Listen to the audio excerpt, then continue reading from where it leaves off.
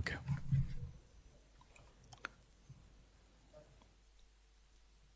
నమస్కారం అండి. నా పేరు బొరగం శ్రీనివాస్ అండి. AP TRICOR chairman. ఈ రోజున గిరిజనుల అభివృద్ధికి కూటమి ప్రభుత్వం కట్టుబడి ఉంది. గిరిజన హక్కులు కాపాడడంలో తెలుగుదేశం ప్రభుత్వం ముందుంది. ఏది ఏమైనప్పటికీ ఈ రోజున గిరిజనులందరూ అభివృద్ధి చెందారంటే ఒక్క తెలుగుదేశం ప్రభుత్వంలోనే జరిగింది అభివృద్ధి. ఆ గిరిజనుల అభివృద్ధి కోసం అన్ని రకాలుగా ఏం చేస్తే వాళ్ళ జీవన స్థితిగతులు బాగుంటాయి ఏదైనా ఆలోచించే వ్యక్తి ఒక్క చంద్రబాబు నాయుడు గారు మాత్రమే.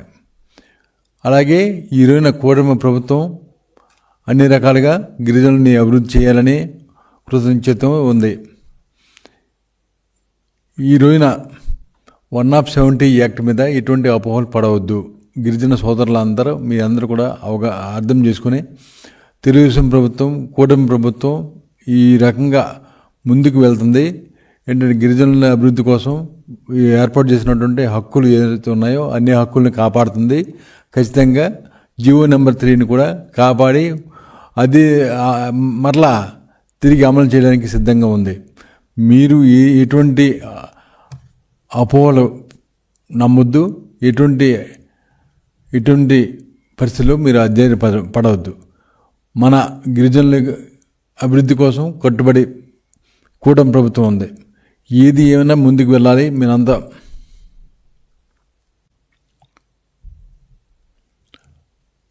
కూటమి ప్రభుత్వంలో ఉన్నటువంటి అన్ని పార్టీలు తెలుగుదేశం, జనసేన, టీడీపీ, బీజేపీ 3 పార్టీలు కూడా గిరిజన అభివృద్ధికి గిరిజన సంక్షేమం కోసం అన్ని రకాలుగా అన్ని కార్యక్రమాలు చేపడుతుంది. మీరు ఏదైనా ఉంటే కనుక తెలుగుదేశం ప్రభుత్వం చేసింది. గత ప్రభుత్వం ఏంటంటే స్వర్గీయ నందమూరి తారక రామారావు గారు ప్రవేశపెట్టినటువంటి 1985లో జీవో నెంబర్ 275 జీవో ప్రకారంగా 100% గిరిజనులకే ఉద్యోగాలు ఇవ్వాలి. గిరిజన ప్రాంతంలో ఉన్నటువంటి 100% ఉద్యోగాలు ఇవ్వాలని సంకల్పం ఇచ్చారు. ఆ సంకల్పం ప్రకారంగా అదే సంకల్పాన్ని పురస్కరించుకొని చంద్రబాబు నాయుడు గారు 2000 సంవత్సరంలో జీవో నెంబర్ 3ని ప్రవేశపెట్టారు. కాబట్టి దాన్ని 2022 సంవత్సరంలో సుప్రీంకోర్టు కొట్టేసింది. సుప్రీంకోర్టు కొట్టేస్తే కనీసం ఈ వైసీపీ ప్రభుత్వం ఏదైనా ఉందంటే కనుక గత ప్రభుత్వం ఏ రకంగా కౌంటర్ దాఖలు కూడా చేయలేదు. కనీసం గిరిజనుల మీద అభిమానం కానీ ప్రేమ వారి మీద ఉంటే కనుక కనీసం కౌంటర్ దాఖలు చేసి ఉండేది.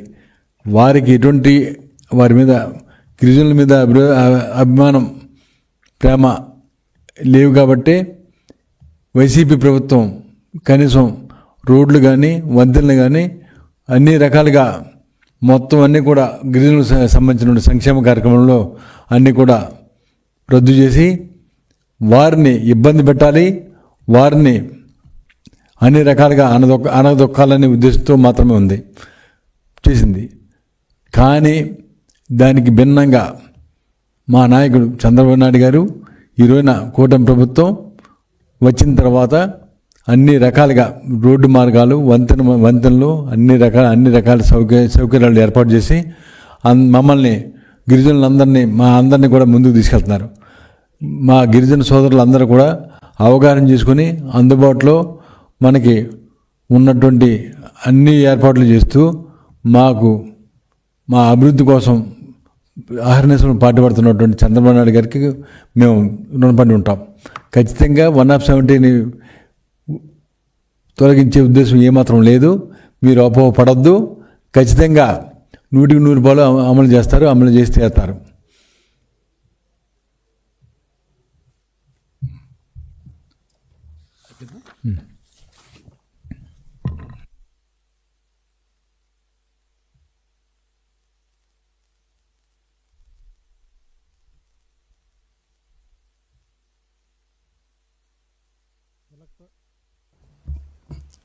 ఎలక్ట్రానిక్ మీడియా, ప్రింట్ మీడియా మిత్రులకు నమస్కారాలు. కూటమి ప్రభుత్వం వచ్చి చంద్రబాబు నాయుడు గారు ముఖ్యమంత్రి చేపట్టిన తర్వాత దాదాపు 7 నెలలకు కంప్లీట్ అయింది. 8వ నెలకు మళ్ళీ వెళ్తున్నాం. అయితే రాష్ట్రంలో ఎస్సీలు, ఎస్టీలు, బీసీలు, మైనార్టీలు, పేదవాళ్ళు వాళ్ళు అందరూ సంతోషంగా ఉంటే ఈ దౌర్భాగ్యం ప్రతిపక్ష హోదా లేని ఒక నాయకుడు పులివెందుల ఎమ్మెల్యే జగన్మోహన్ రెడ్డి తాడేపల్లి కొంపలో కూర్చొని తెలుగుదేశం పార్టీ మీద అదేవిధంగా ప్రభుత్వానికి ఎట్లా చెడ్డ పేరు తీసుకురావాలనే దృక్పథంతో గిరిజనులకు ఏదో అన్యాయం జరుగుతుంది, 170 యాక్ట్ ద్వారా గిరిజనులకు అన్యాయం జరుగుతుందని వాళ్ళ సోషల్ మీడియా ద్వారా అది రావటం జరుగుతుంది. ఇది దుర్మార్గం, ఇది మంచి పద్ధతి కాదు. పనిచేసే ప్రభుత్వం ఏదైనా ఉందంటే అది తెలుగుదేశం ప్రభుత్వం. పనిచేసే నాయకుడు ఎవరు ఉన్నారంటే అది నారా చంద్రబాబు నాయుడు గారు. గిరిజనుల పక్షపాతి నాయకుడు ఉన్నాడంటే అది నారా చంద్రబాబు నాయుడు గారు. చంద్రబాబు నాయుడు గారు ఉదయం నుంచి రాత్రి దాకా గిరిజనుల కోసమే ఆయన చాలా వరకు కష్టపడుతూ ఉన్నారు. ఏజెన్సీలలో గతంలో చూసాం, డోలీ వ్యవస్థ ఉండేది. ఆ డోలీ వ్యవస్థ తీసేసి ఇప్పుడు మెరుగైన వైద్యం కావాలనే ఉద్దేశంతోనే ఇవరు గిరిజనుల కోసం వాళ్ళు, అదేవిధంగా ముఖ్యమంత్రి గారైతేనేంది, ట్రైబల్ మినిస్టర్ గారైతేనేంది, వాళ్ళు అదేవిధంగా రివ్యూలు పెట్టుకొని గిరిజనుల కోసం వాళ్ళ హక్కుల కోసం కాపాడుకుంటూ పోతూ ఉన్నారు. వైఎస్ఆర్ ప్రభుత్వం గతంలో 2019 నుంచి 24 దాకా వాళ్ళ మీద లేనిపోని అపోహల కేసులు, వాళ్ళ మీద కక్ష సాధించుకున్నారు, కానీ వాళ్ళకు మాత్రం అభివృద్ధి చేయలేదు. ఏ రోజుగానే గిరిజనుల గురించి ఒక్క మాటను మాట్లాడారా? ఏ రోజు ఎక్కడైనా కానీ 1 కిలోమీటర్ కూడా రోడ్లు వేశారా? ఏ గ్రామాలను కనీసం గ్లాస్ మంచినీళ్ళు కూడా పోయలేదు వాళ్ళు. అలాంటి దౌర్భాగ్యులు, అలాంటి దుర్మార్గులు తెలుగుదేశం పార్టీ మీద, గిరిజనుల మీద ఏదో ప్రేమ పుట్టుకొచ్చినట్టు నటిస్తూ ఉన్నారు. ఇది దొంగ నాటకాలు చాలు. ఇంకా గిరిజనులకు తెలుగుదేశం ప్రభుత్వం ఏదైనా ఉంటే చంద్రబాబు నాయుడు గారు ప్రభుత్వం పనిచేస్తూ ఉంది, గిరిజనుల కోసం వాళ్ళ అభ్యున్నతికి పాటుపడుతూ ఉంది. గతంలో జగన్మోహన్ రెడ్డి గారు ముఖ్యమంత్రి ఉన్నప్పుడు గిరిజన గురుకులాలు మొత్తం హస్తగతంలో అయిపోయినాయి. రిక్రూట్మెంటే లేదు, ఏఎన్ఎం పోస్టులు లేదు. వాళ్ళ కోసం ఏ రోజు ఆలోచించలేదు. అసలు గిరిజన గురుకులం ఉందని ఈ జగన్మోహన్ రెడ్డి కూడా తెలియదు, అట్లా మర్చిపోయారు.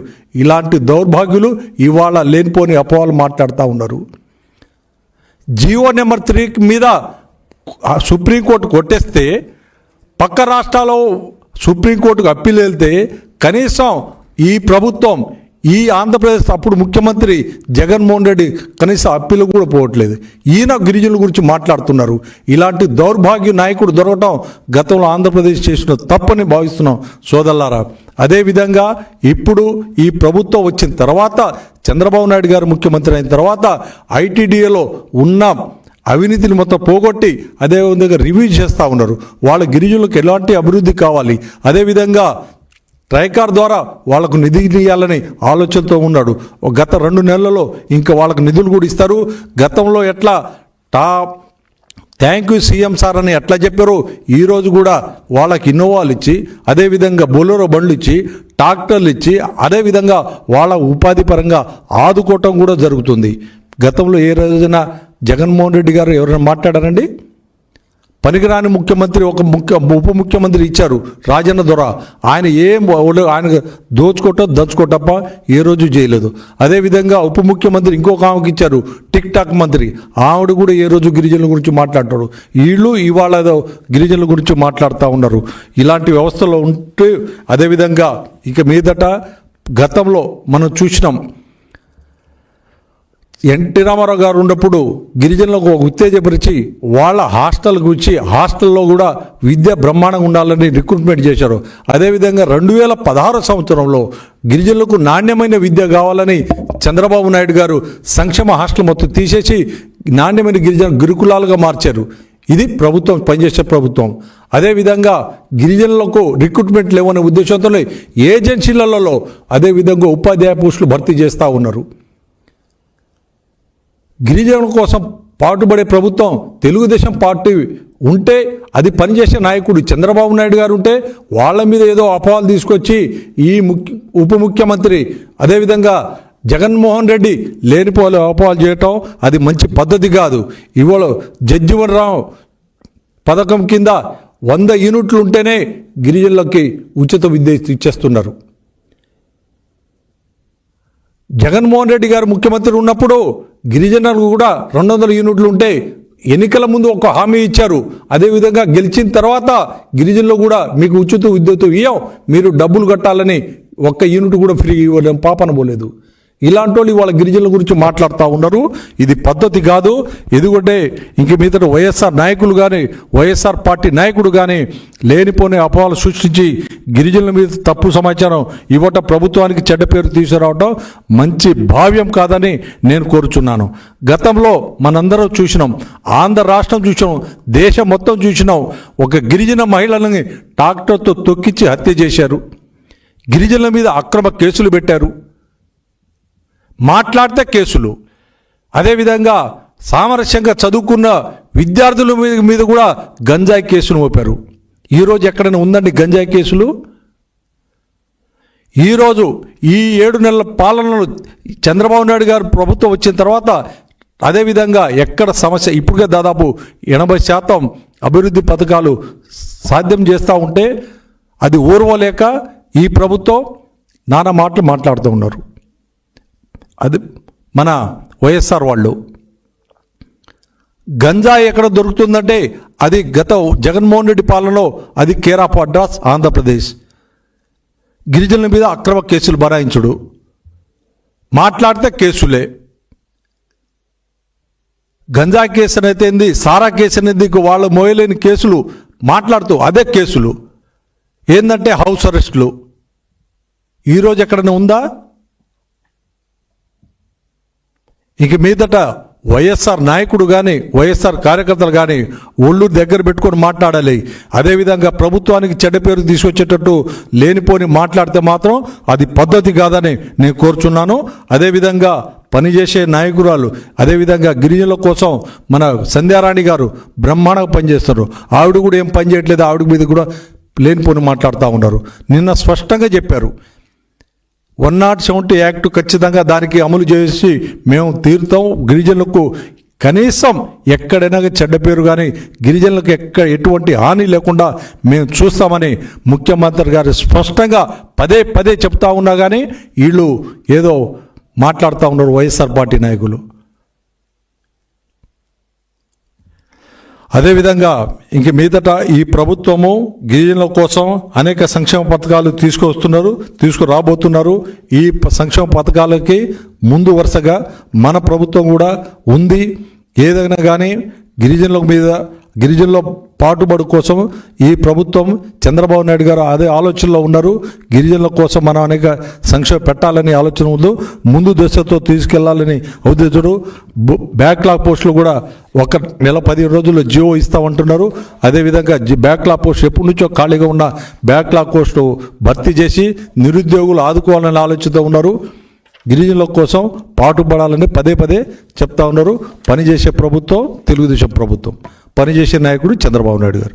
థ్యాంక్ యూ అండి.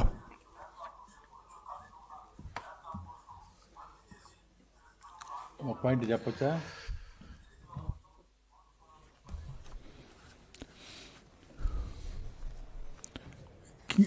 గిరిజన ప్రాంతంలోని గిరిజనుల కోసం అభివృద్ధి సంక్షేమం అనే రెండు కళ్ళు కింద భావించి ముందుకు వెళ్తున్నటువంటి మన నాయకుడు చంద్రబాబు నాయుడు గారు అదే రకంగా విద్య వైద్యం అన్ని రకాలుగా గిరిజనులకి అందించి అన్ని రకాలుగా ఆదుకోవాలని ముందుకు తీసుకెళ్తున్నటువంటి మన చంద్రబాబు నాయుడు గారు, నారా లోకేష్ బాబు గారు వారి సారథ్యంలోనే మా గిరిజన ప్రాంతాలు అభివృద్ధి చెందుతాయని ఆశాభావం మాకుంది. ఖచ్చితంగా ఈ రకంగా మేము పాదయాత్రలో లోకేష్ బాబు గారిని కలిసినప్పుడు జియో నెంబర్ 3ని పటిష్టంగా అమలు చేయాలి, దాన్ని మరలా మాకు జీవనాడి లాంటి మా జీవో నెంబర్ 3ని మరలా మాకు ఇవ్వాలి. మాకు ఇచ్చి మా గిరిజన నిరుద్యోగుల్లో ఆశాభావాన్ని రేకెత్తించాలి. అంతేకాకుండా వాళ్ళందరి ఆశలు కూడా మీరు తీర్చాలి అనే ఉద్దేశంతో మేము వెలిపిస్తే, నేనున్నాను, మీకేం పర్లేదు, నేను చేస్తాను, నేను చేసి మీ అందరు కూడా ఆదుకుంటాను, జీవో నెంబర్ 3ని నేను చేస్తాను, నేను అమలు చేసి తీరుతాను అని చెప్పేసి మా లోకేష్ బాబు గారు చెప్పడం జరిగింది. అదే కాకుండా చంద్రబాబు నాయుడు గారు పెట్టినటువంటి స్కీము ఏంటంటే జీవో నెంబర్ 3ని మరలా రావాలి, వచ్చి తీరాలి. అలాగే గిరిజన విద్యార్థుల్లో నిరుద్యోగుల్లో అన్ని రకాలుగా ఆయన మీద ఎంతో ఆశ పెట్టుకున్నటువంటి మా గిరిజన నిరుద్యోగులందరికీ కూడా న్యాయం జరుగుతుంది తొందరలోనే.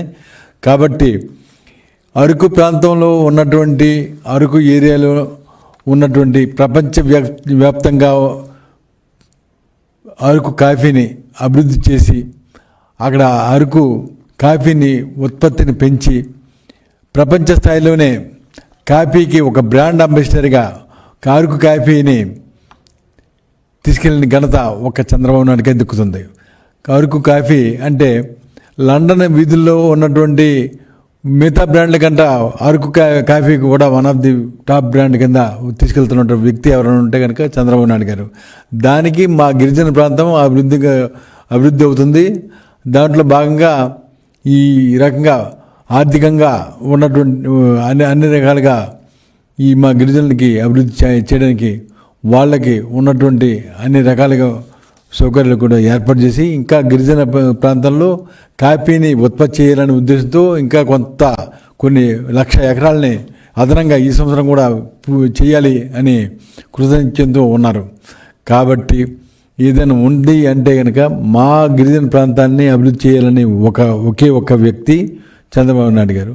ఆ చంద్రబాబు నాయుడు గారికి భిన్నంగా ఉన్న వ్యక్తి జగన్మోహన్ రెడ్డి. ఎవరంటే గత ప్రభుత్వంలో మాజీ ముఖ్యమంత్రి జగన్మోహన్ రెడ్డి చేస్తున్నటువంటి కనీసం ఒక్క స్కీమ్ కూడా గిరిజనులకి అభివృద్ధి పదంలో నడిపించడానికి ఉన్నటువంటి స్కీమ్స్ అన్ని కూడా రద్దు చేసి వాళ్ళకి ఎటువంటి అభివృద్ధి లేకుండా ఎటువంటి ఆర్థికంగా అభివృద్ధి చేయడానికి ఉపయోగపడుతున్నటువంటి ట్రైకార్ నిధులు అన్నీ కూడా రద్దు చేసి వాళ్ళకి ఇవ్వాల్సినటువంటి ఒక ఇన్నోవా కానీ బొలేరో కానీ ఇటువంటి వాహనాలని అన్నీ కూడా ఎటువంటి సౌకర్యాలు కూడా లేకుండా చేసినటువంటి ఏదైనా ఉందంటే కనుక జగన్మోహన్ రెడ్డికి ఇప్పుడు మరలా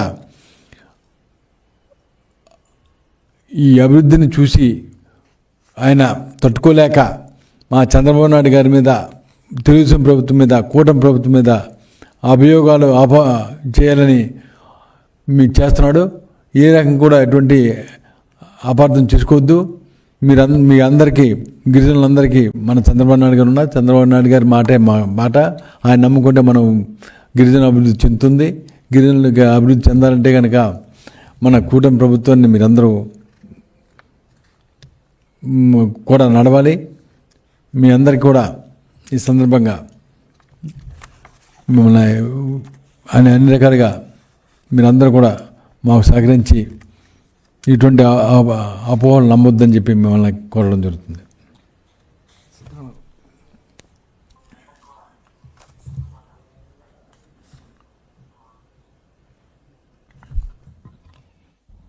మైదాన ప్రాంతంలో అనంతపూర్ జిల్లా గుత్తిలో సంత్ శ్రీ సేవాలాల్ మహారాజ్కి గతంలో వైఎస్ఆర్ ప్రభుత్వంలో డబ్బులు లేదు. అయితే తెలుగుదేశం కూటమి ప్రభుత్వం వచ్చిన తర్వాత 50 లక్షల రూపాయల డబ్బులు ఇచ్చి గిరిజనులకు పండగ వాతావరణంగా నిలుపుకున్నది. అదేవిధంగా ఈ కూటమి ప్రభుత్వంలో అందరూ సంతోషంగా ఉండి 1వ తారీఖు నాడు పింఛన్ రావటం, ఉపాధ్యాయ పోస్టులు భర్తీ చేస్తానని చెప్పటం, గిరిజన నిరుద్యోగులకి ఏజెన్సీలో ప్రత్యేక డిఎస్సి భర్తీ చేస్తాననడం, అదేవిధంగా గిరిజనుల నిరుద్యోగుల కోసం ఏఎన్ఎం పోస్టులు, గిరిజన గురుకులాలలో ఎప్పటి నుంచో ఖాళీగా ఉన్న పోస్టులు, గిరిజనులు చదువుకోవాలి, పైకి స్థాయికి రావాలి అనే ఆశతో మన ముఖ్యమంత్రి నారా చంద్రబాబు నాయుడు గారు వాళ్ళకి సంక్షేమ హాస్టల్ తీసేసి గురుకులాలుగా పెట్టడం ఇలా చేస్తూ ఉంటే ఈ నెల జరగనున్న ఎమ్మెల్సీ ఎన్నికల్లో తెలుగుదేశం పార్టీ గెలుస్తుందనే ఉద్దేశంతోనే వైఎస్ఆర్ పార్టీ వెనకాల ఉండి లేనిపోని అపోహలు సృష్టించి 170 యాక్ట్ ద్వారా ఏదో రాష్ట్రానికి అన్యాయం జరుగుతుంది అనే ఈ దుర్మార్గపు మాజీ ముఖ్యమంత్రి జగన్మోహన్ రెడ్డి ఇలా సృష్టించటం ఇది భావ్యం కాదని ఈ ప్రభుత్వానికి నేను చేస్తాను. అంటే గతంలో మీరు చూశారు, గిరిజనులంటేనే గంజాయి అమ్ముకునేటోళ్ళు, గిరిజనులంటే దేనికి పనికిరానోళ్ళు, గిరిజనులంటే చేతగాని వాళ్ళు, గిరిజనులంటే వాడు అడవులలో ఉంటారు, వాళ్ళ నాగరికతకు తెలియదు అనే భావంతో భావించిన ముఖ్యమంత్రి మాజీ ముఖ్యమంత్రి జగన్మోహన్ రెడ్డి ఆయన తప్పుడు నిర్ణయాల